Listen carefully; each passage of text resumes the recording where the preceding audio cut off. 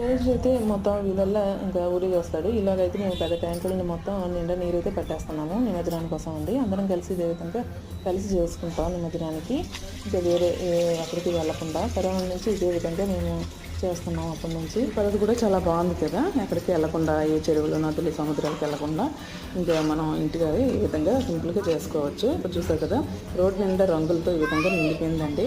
మొత్తం అంతా ఈ కలర్స్ అందరూ రాసుకుంటూ ఇది తిరుగుకుంటూ గర్భ ఆటపాటలతో ఇంకా సరదాగా అండి ఇంకా ఊరేగిస్తున్నారు గణేషునికి అయితే. ఇక్కడ చూసారా కదా, ఈ మొత్తం అంతా గణేష్ లేకపోయినా సిమోర్గా ఉంది, అంతా చాలా బోసిపోయినట్టు. ఇక్కడ ఈ వీధిలో కూడా చివరిన ఎవరో గణేష్ని నిమజ్జనానికి ఆ రోజు ఇంకా చేస్తున్నారండి. ఇంకా కాస్త టైం అయ్యేసరికి ఇంకా సాయంత్రం 7:30 ఆ సమయం అయితే అయిపోయింది.